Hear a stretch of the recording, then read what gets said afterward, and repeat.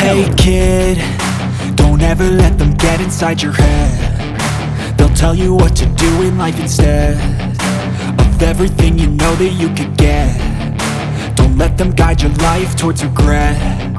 I'll fight for what I love with every breath. My past is filled with things I won't forget. I use them all to push me to my best. So treat the worst of times just like a test.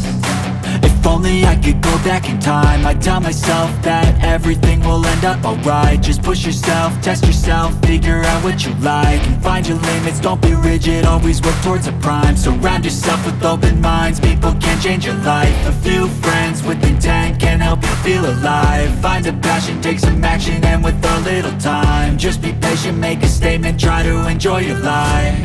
They'll try to kick you while you're down.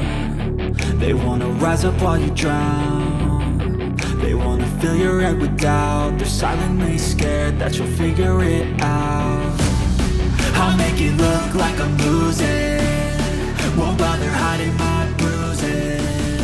And when they finally think you're wounded, then it's your chance to be ruthless. Good afternoon and welcome to Indecisive Gardener. I am Stacy, live in the Northwest, and this is my story. Where do I start? I quit my job. That's where I start. If you didn't watch the last video, I mentioned it at the very end. Yes, I quit my job. I was dealing with a narcissist. So let me back up. A few months ago, before he got hired on, I loved my job. I was friendly with everyone.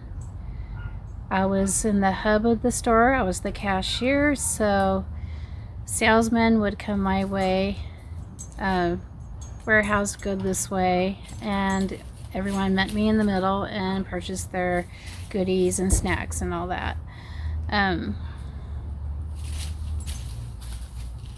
Yes. I felt like I was well liked. And my boss loved me. So I want it to be known that I am a Christian. A few months ago, I had prayed because I was feeling convicted. Being a salesperson, I wasn't just a cashier, I was also selling visas and memberships and such. So, and sometimes you have to get pushy. And even when you're not happy, you have to put on that smile and laugh and make the experience pleasurable. So that was my job.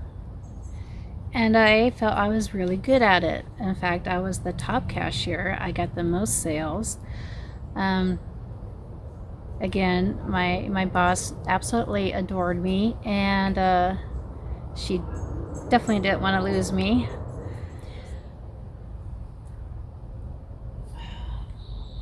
My hair is wet. Just got out of the shower. So I am trying to air dry it. There we go. The pleasures of being at home. You can take a shower during the day after you get dirty. Anyway, so yes, my boss adored me, and I felt like I was on top of the world. I was making more money than I ever made in my life. And then they hired a guy to motivate us to get more sales.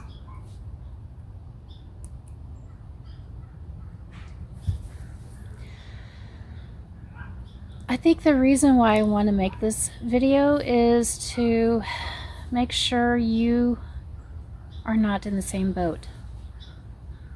I want to teach you the signs, what to look for. But yeah, as of now, I just want to get it off my chest. This guy, younger than me, so yeah, maybe I was upset that this young punk was bossing me around, and I'm 51 years old, so yeah, that could be a part of it, but the way he was doing it wasn't right. It didn't feel right. It didn't seem right. We went through, I think it was in January, we went through these harassment courses and signed on them, and to say that yes, we went through them, and I learned some of the signs to look for. And he was textbook. So, and also I followed this lady on YouTube who is a narcissist expert and a lawyer for cases that deal with narcissism. So, I've been following her, and I'll put her link down below in the description for you. I believe her name is Rebecca Zog. So, yeah, this guy. He would call me a liar. He would tell me that I was bringing down the whole store. It's all my fault. How can I live with myself?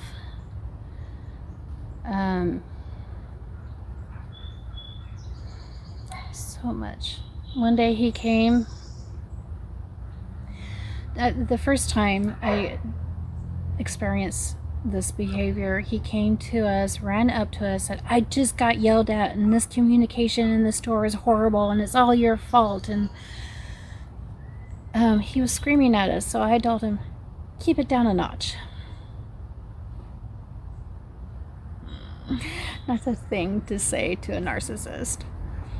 But I kept my cool. I kept my mouth shut, pretty much, and said, yes sir, so which, come to find out, kills them more. That's one of the things I'll go over, is what is a narcissist, and a big part of it is they feel like they're not of value, so they have to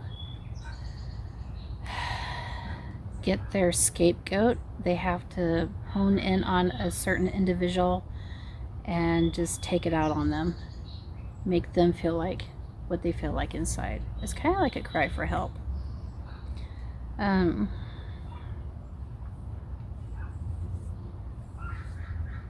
Every day he called me a liar. And there was a time where my eyesight's getting bad, and I had put an item to the right that should have been to the left. So he brings me over there, and he shows me, he says, I've been waiting for someone to mess this up, and I figured it would be you.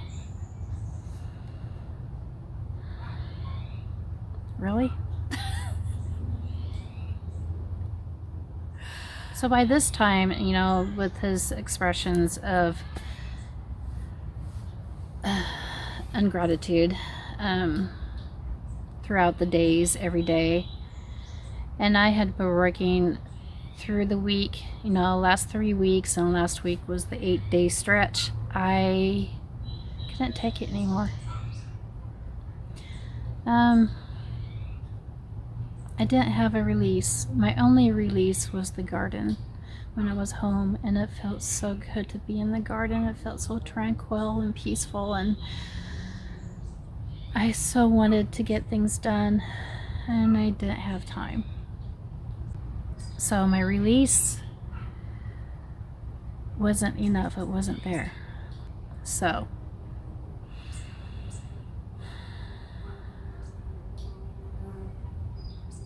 by this time I was thinking, well, maybe it is me. Maybe maybe there's something wrong with me. Maybe what I'm saying is a lie. Of course, I was trained to say certain things. These things work, these things don't.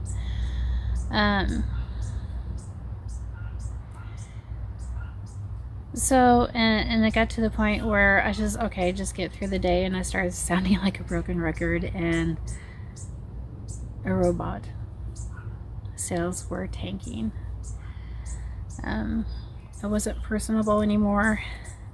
I wasn't laughing. If I was, it wasn't sincere. So, yes, I was feeling convicted. And I had prayed before this guy came in. I had prayed to God, am I to be at this job? Maybe this isn't the right job for me. Maybe being pushy with people isn't what I want to do. Of course, my heart was being torn between the garden and at work. So, I knew I had to make money, so I kept at it. It was this guy that was the big push to get me to leave. And something tells me the Lord had a part of that. I know the Lord didn't bring this guy's behavior in on it. That's not Satan's work. But God loves to turn things around to His glory. And when I'm in the garden, I feel Him. He's all around me. He gives me that feeling, that one at peace feeling that you get when all is right with the world and my world.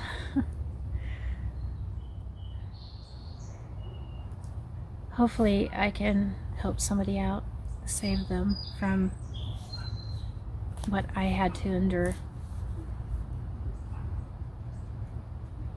Thank you for hearing me out. And I will see you in a couple of seconds. One more thing before I move on. And I told her everything. I didn't want to quit my job.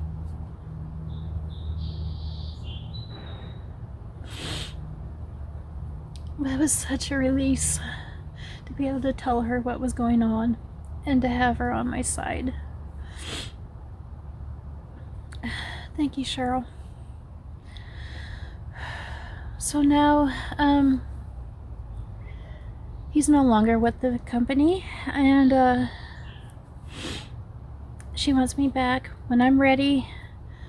I am to heal, take a vacation as long as I want, and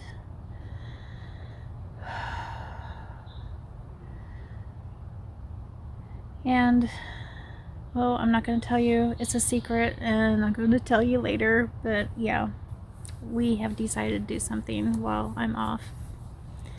Very exciting news. But that's another video.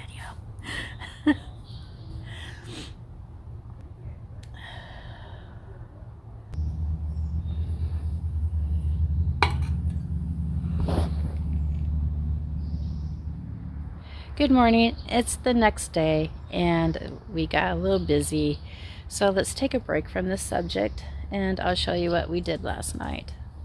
So let's take a walk along it. You'll see, hopefully you can see in the film,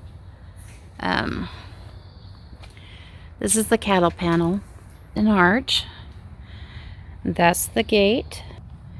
Got this cute little table that we inherited from our good friend Lily, who passed away a couple weeks ago. A little piece of her.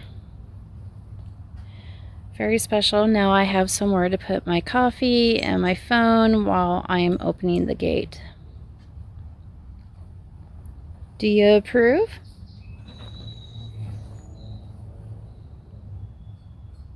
There's my Marion berries, which I haven't strung up yet. I haven't cleaned it up yet this season. I'm still working on my long list. Now there's another arch with a hog panel. It's smaller. It's a smaller entrance. But I needed both ends to be open. So this works out. So over here,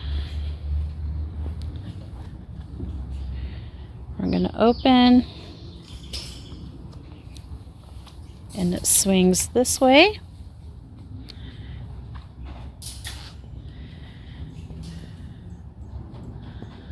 Or this way.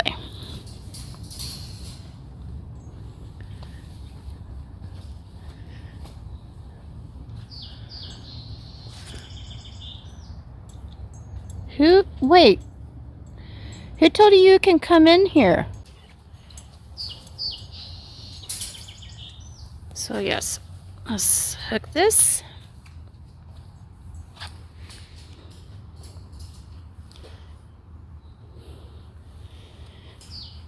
And against this one here to scare it.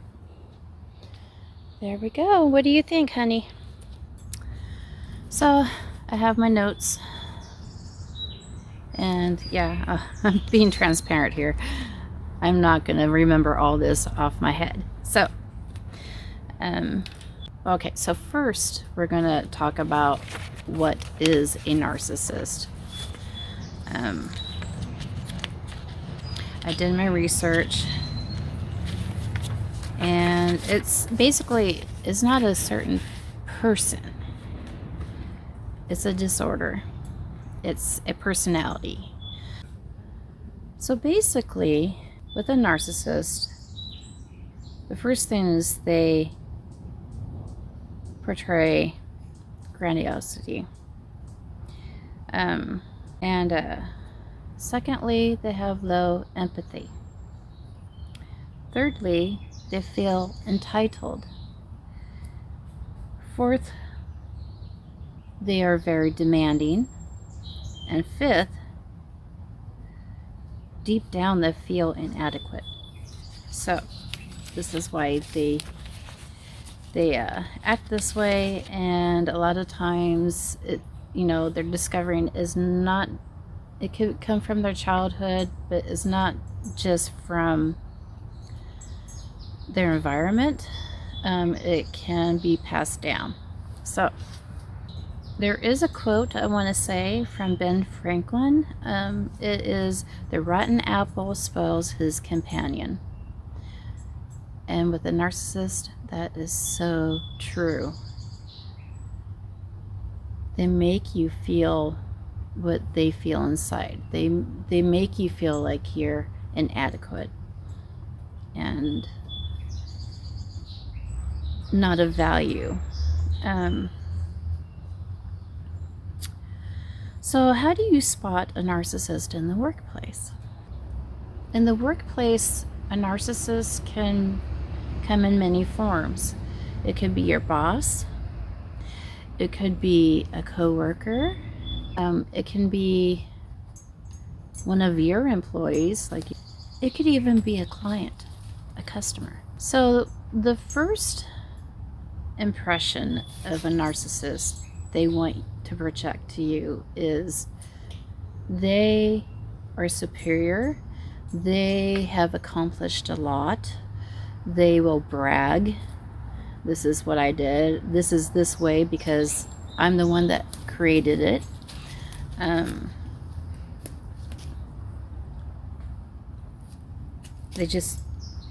They brag about their accomplishments.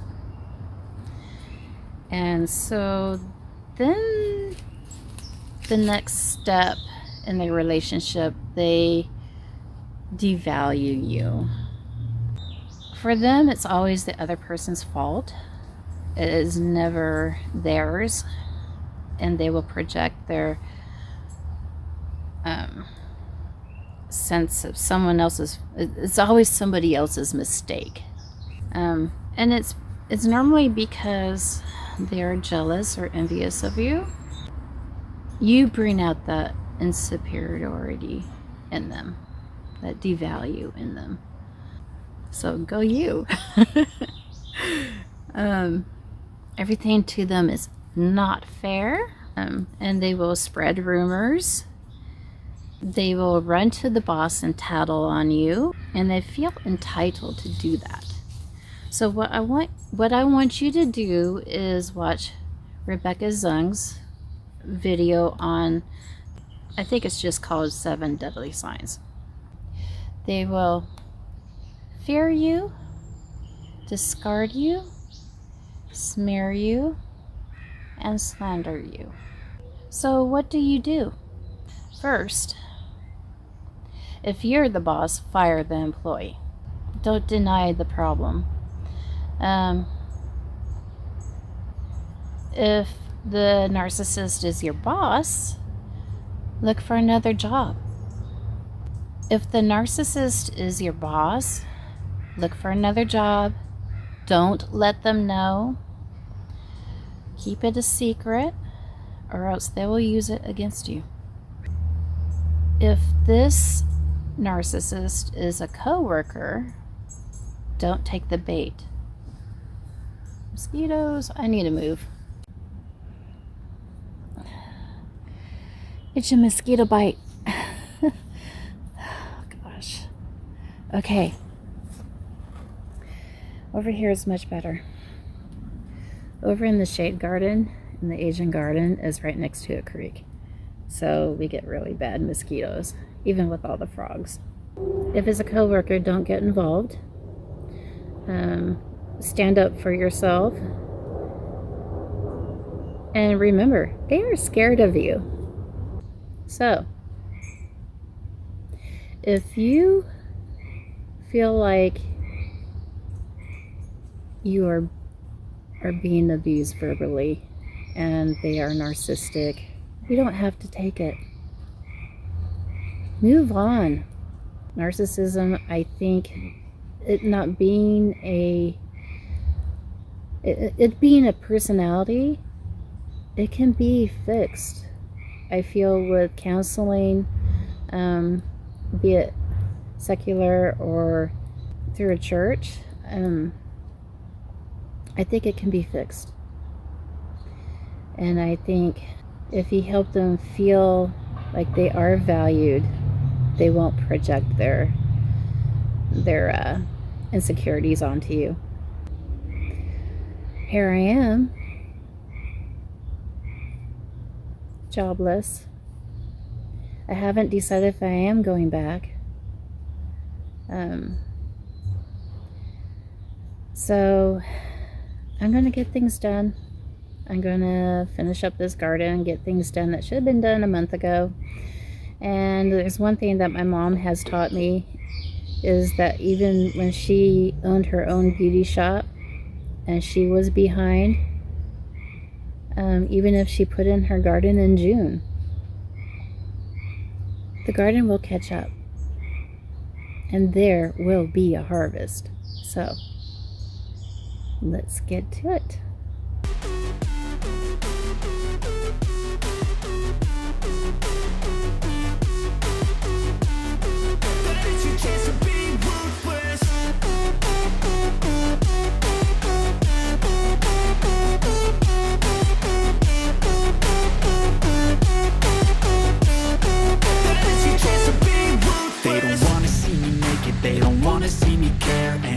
Make some progress, I can see that they compare. I think everyone's against me, maybe something in the air. Am I paranoid? I swear a void is forming and they're scared. I walk a straight path, not many can say that. I like to play fast, cross me and there's payback. You better pray that I don't see your face at any place that I go. I know you hate that. I've been doing fine, I'm not wasting any more time.